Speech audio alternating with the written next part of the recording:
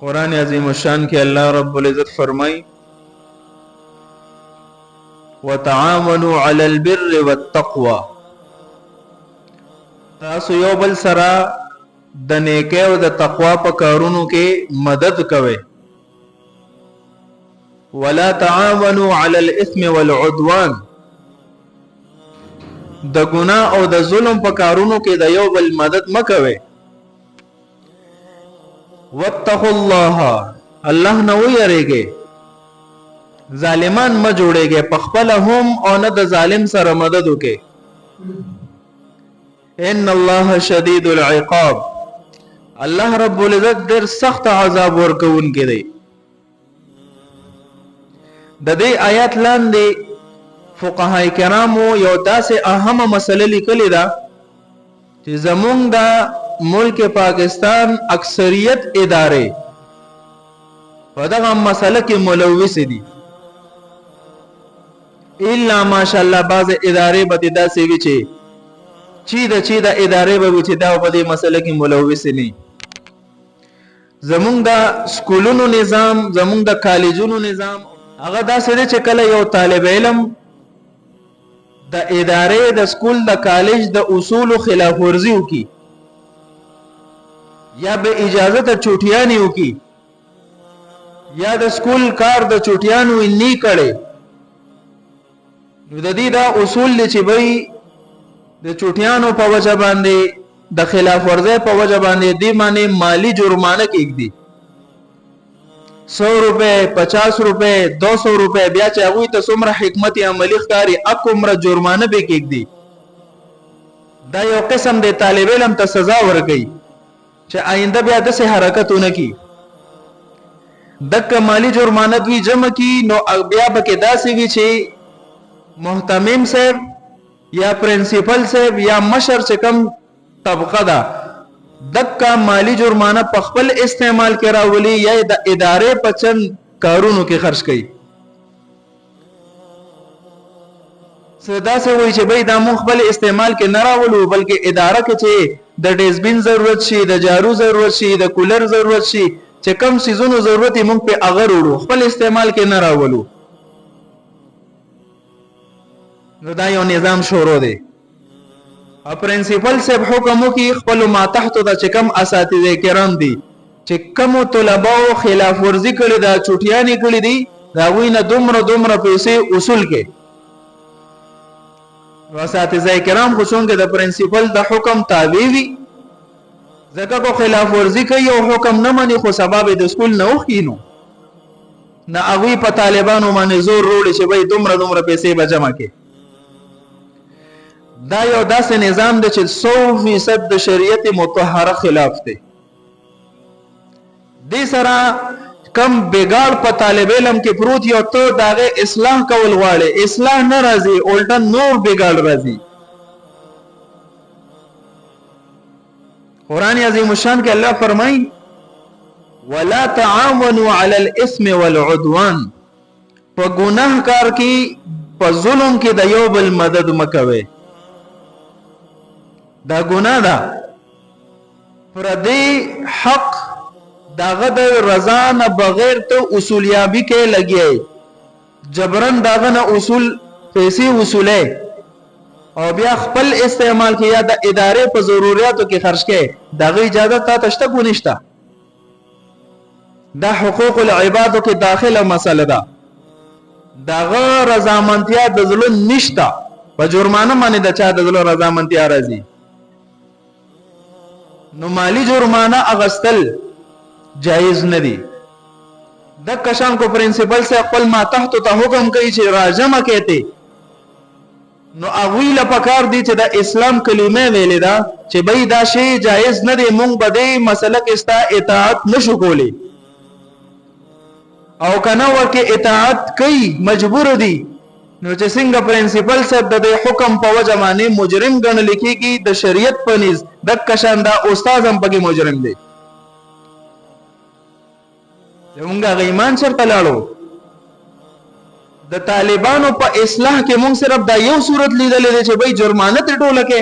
نور تادیبی صورتونه نشته دې کې لږ زمونږ جب ته خیر را رسي کنه ځکه موږ دا صورت اختیار کړی دی علامه شامل لیکلی دی د شرح الاثار په حواله باندې التعذير بالمال كان في ابتداء الاسلام د مالی جرمانه ته د شریعت په اصطلاح کې تعذير بالمال ویل کیږي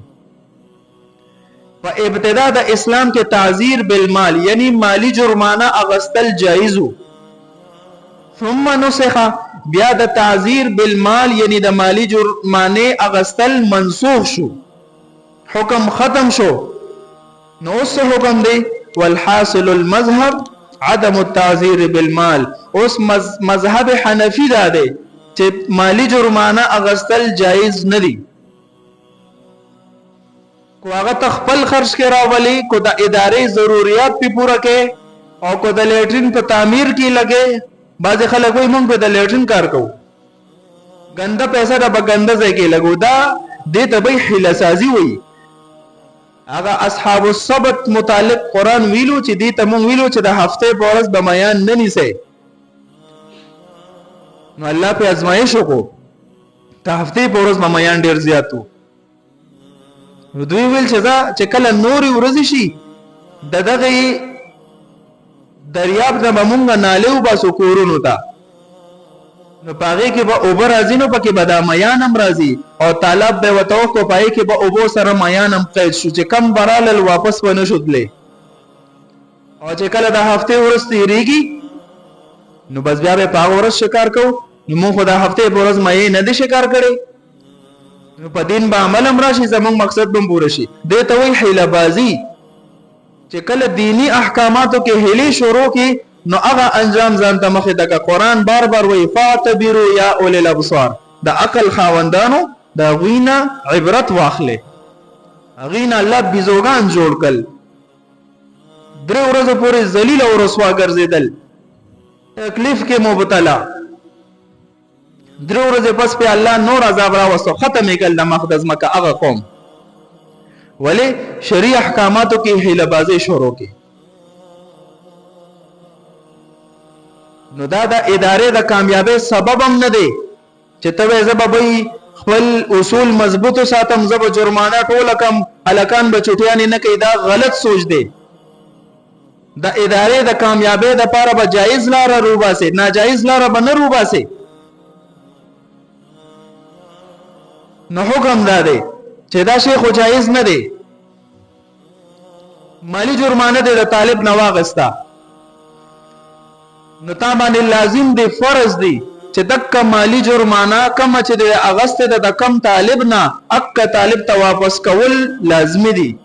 یا دا وی والدینو ته واپس کول لازمی دی کو واپس ته نکړل دا ستا په ذمہ باندې دی ځوانه د قیامت پر ورځ به رنا الله وصولیابي کوي بیا وینه چې موږ په ادارې لپاره سيزونه وروړو تا ته ویلې چې د ادارې لپاره په پردي مال سيزونه وروړه چې اداره چلے دا ټول سيزونه به بیا کې د خلکو په وینو باندې اداره به نه چلے تا ته فیس ملاويږي هغه فیس کې به ته دا ټول سيزونه کې نه دا چې د فیس نه علاوه ته دا طالبانو نه په زور زبردستیا په جبرن اصول سره ته به پیسې ته وصوله الله به تاسو کوي الا لا يحل مال امرئ نبی علیہ السلام بار فرمای خبردار اوسه لا يحل مال امرئ د یو سړی مال دراغه نه حلاليږي الا بطيب نفس منه سو پورې چې داغه د زړه رضامندیا پې نه جرمانه باندې چې د زړه رضامندیا راوستا ادارې والا وتوي یا چکو ته ځانو نسا او یا جرمانه ورکا نو جسمانی تکلیف څوک برداشت کولی شي هغه بلار ته وایي چې بھائی پیسې راکړه چټیانه می کړې دي لار مجبور ہے چې د هر طرف نه را پیدا کړي ولی زوی ولا بیا سکول کې نه پری دي کالج کې نه پری دي ادارې نه وباسي ناغه مجبور لاچار بلار پیسې را د هر طرف وي د لور کې چلار شبچه جسمانی د شریعت په دایره کې دنه نه دا وخت 1960 یو سو سپېړې اوخه بس نور کاغذ کول ته نه درځي کالج ته نه درځي دا ستا نقصان نه کوي دا خپل نقصان کوي دا ور لډیر دی کنه دا چې یو ورځ شروع کې نو دنه واته پیریډ لاړ شي بس دا دغه نقصان دی کنه ځان هم برباد کوم بیا مزید مالی جرمانه ته تاخله خدا معمولی وندم عقل لري د لپاره دغه سزا کافی ده چې دونه دونه پیریډونه لاړل اته به ادارې والا ته دومره پابند چې ته صحیح طریقې سره پابندي کوا تعلیم طلبه او تور کوا اوس کو هغه چوټیا نه کوي بده معنی الله ته نه رانیسی مزید د حرام او اقدام مکوا چې دا غینه مالی جرمانه وصول کې دا خو ته د حرام او اقدام کې دا سيزونه زمونږ په ادارو کې ډیر زیات دي طالب علم چوټیو کې والدین له سزا ورشي پیسې دا غوینه وصول کی طالب علم خو تا خو هیڅ قسم سبق ملو نشو هغه د زور نه خبر دی چې دا پیسې زما پلار ګټلې دي څومره تکلیف به برداشت کړي دا د زور نه خبر دی هغه پلار ته وایي چې 15 چوټیانې مې کړې دي روباسه 1500 روپے اور لورګي طالب علم ته خو هیڅ قسم سبق ملو نشو تکلیف ملو نشو ته خو د طالب علم تربیت سوچ کې کنه دي کې د طالب علم څنګه تربیت وشو او د طالب علم تربیت پکېږي څنګه چې ما وته په کلاس کې جنکم کې نو لیدي پیغله او الکان مم کې نو لیدي د دې په تربیت کې کوستر کې بشلېږي تاسو په کتلې په سوشل میډیا باندې د کالج او د لاور او دغه قسم چې کم کالجونو یونیورسيټیان دي پسنګ طریقې سره د الکانو په میس کې جنکه د خپل جسم نمایش کوي دا بم د چا بچي وی کنه اب هم ډیر زیات خوشاله چې زما لور بربند ګرځي د دې په میس کې ډیر به خوشاله پدغه مور خپل د ملانت و چې دا وی لور په کالج کې د الکانو میس کې بربند ګرځي او د لپاره غیرت نه ورځي خدک الکان به ډاکټران شي دک الکان به انجینیران شي دی به سبا معاشره ته روزي دی به زمونږ علاج کوي د دې پسترګو کې به حیا وي دی به الله هغه خوف او یره به پزله کې وي د تربیت چې کوم هغه مواقع واخو دوی تبو برباد کړ د مخلوط تعلیم نظام په وجه باندې زمونږ د الکانو د جنکو د سترګو نه حیا ختم شوه دی به د معاشره د پاره ناسور ګرځي خیر نه ګرځي وی پلار نه ځکه جرمانه وسولو چې پلار وته نه دی ویل سکول ته ځه دا څه کېدای نشي مور او پلار بچو ته وایي چې بچي پابندي کوي سکول ته ځي کالج ته ځي مدرسې ته ځي خو بعضي بچي دا سوي چې د مور او پلار نه مني نن سبا بچي د مور او پلار نو د جرمانه په صورت کې مور او پلار ته مالی نقصان دی بچی ته نشته نه پکې د بچی تربیت کیږي دلته بیا یو علمی اعتراض خلق کوي چې تاسو د فقه کتابونو لیکلي دي مونږ باندې دا اعتراض خلق کوي امام ابو یوسف رحمت الله علیه متعلق فرمایي وی علامه شامل کلی دي ان ابي يوسف يجوز التعذير للسلطان باخذ المال امام ابو یوسف رحمت الله علیه فرمایي چې مالی جرمانه اغستل جایز دي د بادشاہ د پاره لسلطان ویګوره د فقه کتابونو لیکلي دي چې مالی جرمانه غسل جایز دي زدي توما چې امام ابو یوسف رحمت الله علیه چې دا قول کم ذکر دی يجوز التعذير للسلطان دې ټکی ته غور وکا للاساتذه نه دی ویلې د پرنسپل لپاره نه د محتمم د لپاره نه د استاد د لپاره نه چې کله اسلامی نظام وي او یو سلطان د مسلمانانو مقرر وي قاضي مقرر وي بیا یو سړی جرم کوي او قاضي ته وړاندې شي هغه قاضي صاحب سزا ورکي بیا لار شي بیا جرم کوي یا ظالم بیا مخ ته راشي چې بار بار جرم کوي او نه سميږي نو قاضي د لپاره بیا دا جایز دي چې دا په مالی جرمانه کېږي کو آینده دې د څه چلو کړو دومره پیسې بدنه اخلب او قاضي بس کوي اکا پیسې چې د جرمانه د مجرم نواغسته اب بیت المال کې محفوظ کی دي تاریخ په وسرول کې د کس شخصیت په ول کې چې فلا ابن فلان مې دومره پیسې په جرمانه کې اغستې دي،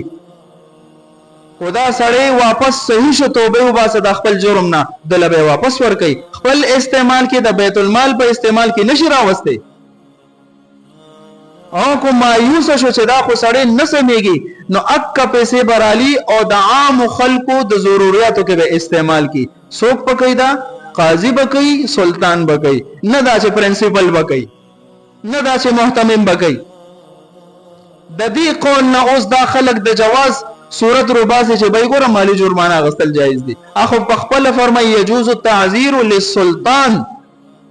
بادشاہ د پاره قاضي د پاره دا جایز دي، اب هم په خپل استعمال کې نه راولي. دا یو جواب. دویم جواب دی خلکو دا دی